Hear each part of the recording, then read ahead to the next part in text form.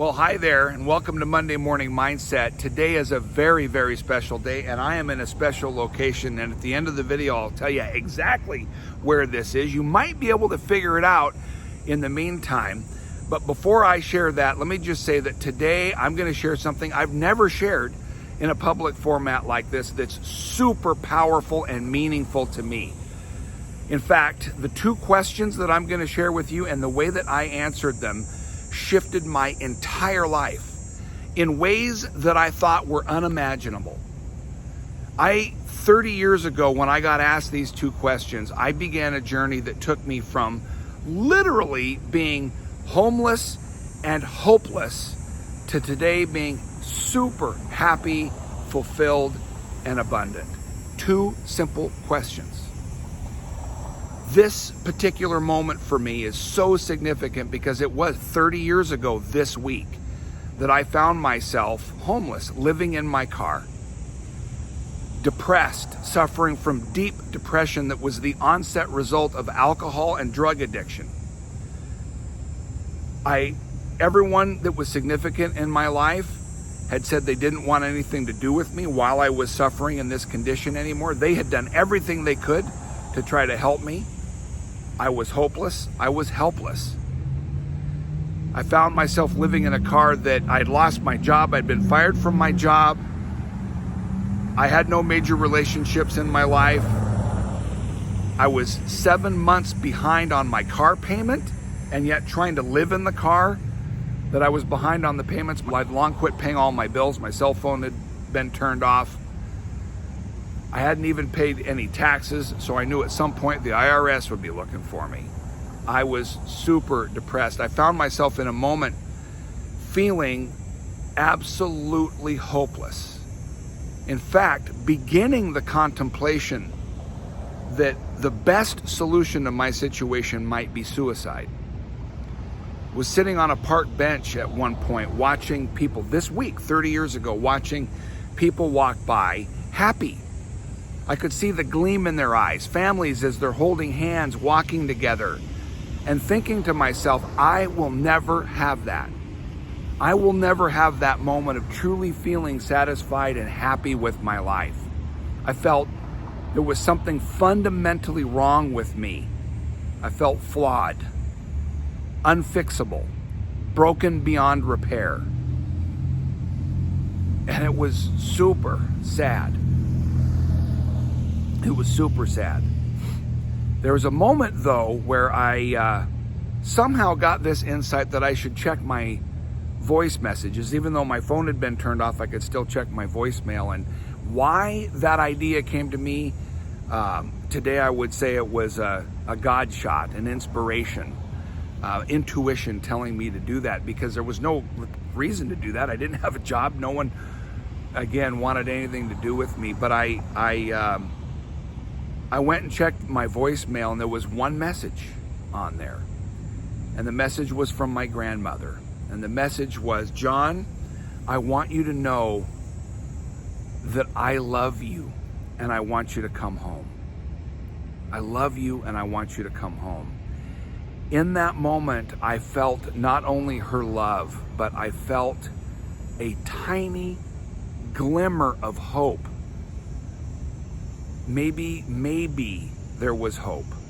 I knew in that moment, though, the solution wasn't to go to her, it wasn't to go home, but it was to one more time attempt help for the alcohol and drug addiction problem.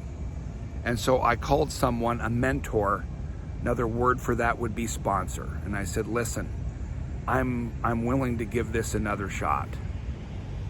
And so on a Sunday night, late at night, on September 5th, 1991, he drove all the way across town, left his family, left his home on a late Sunday night to come and get me, to come and help me. He helped me check into a detox. And on September 6th, today, 30 years ago, I began a journey that has been absolutely nothing short of miraculous. While we were driving in the car that night, he asked me two questions that fundamentally shifted everything for me.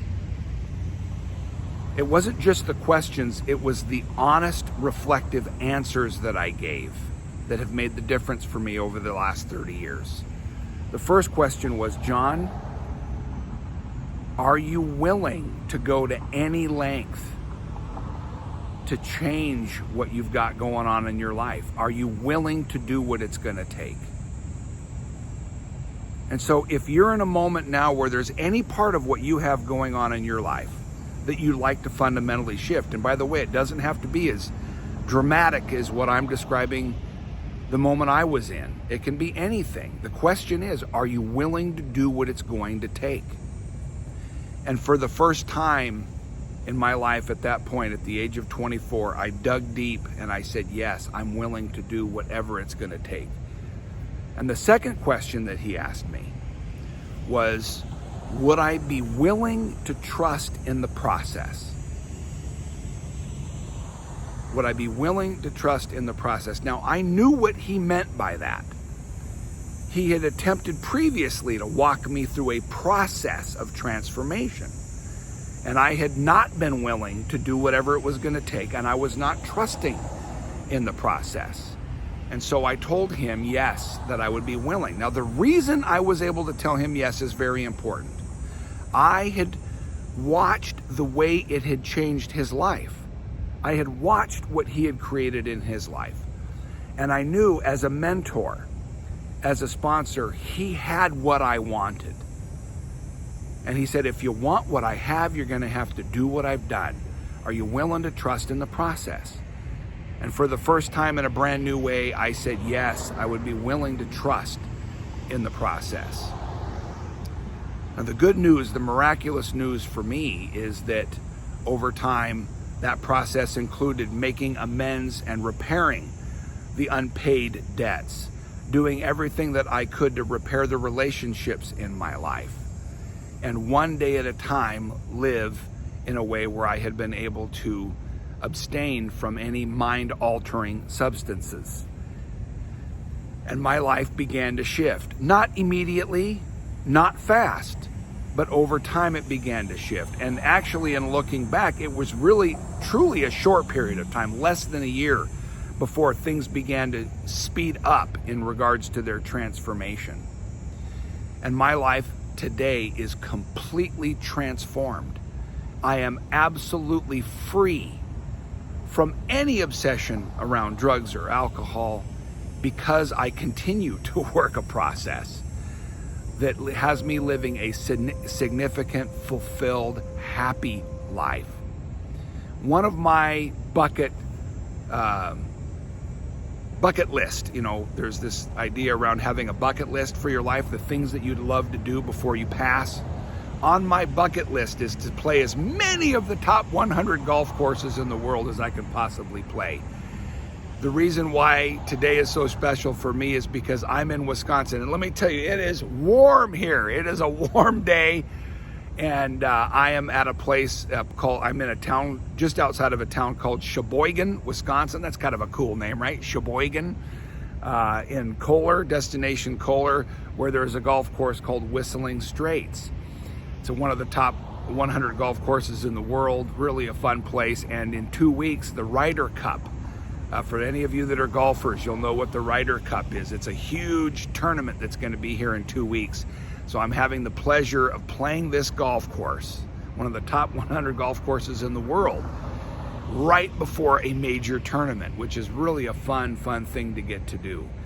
This is only available to me. The ability to come here and fulfill one of my dreams is only available to me because of the blessings that have been given to me, the opportunity that's been given to me one day at a time to lean into being willing to do whatever it's going to take and trust in the process. So my encouragement to you is to find someone that can help guide you. Find a mentor. If you find who has what you want, and then be willing to do whatever it's going to take and trust in the process.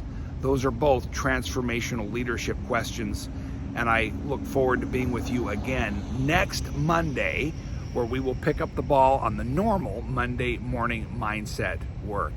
Until then, make it a transformational week. Take care. Bye-bye.